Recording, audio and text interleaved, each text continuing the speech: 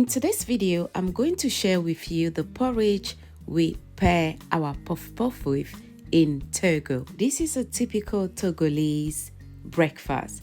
So what you can see first is made out of corn, and that's what we're going to use to make our porridge. We will sweeten it with sugar and add some peanuts. Into my cooking pot, there is already water. I'll cover it up and bring it to a boil. After 8 to 10 minutes, it will start boiling, so you can just add it and keep stirring it fast. We call this porridge Akluzogbon in Togo.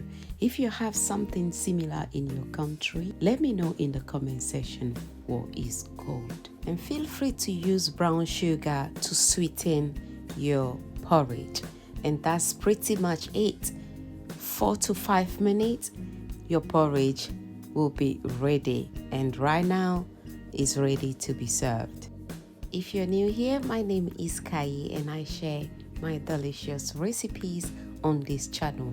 If you don't want to miss out, don't forget to subscribe and make sure your notification bell is on so you can be notified when I upload a new video.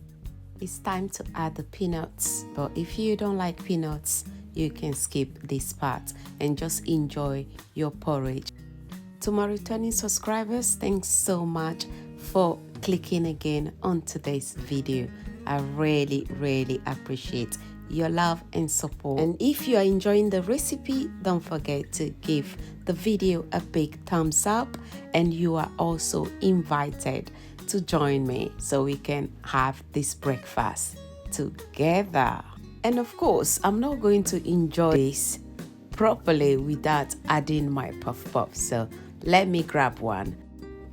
If you love to see more Togolese breakfast recipes, feel free to let me know in the comment section and I'll gladly drop more.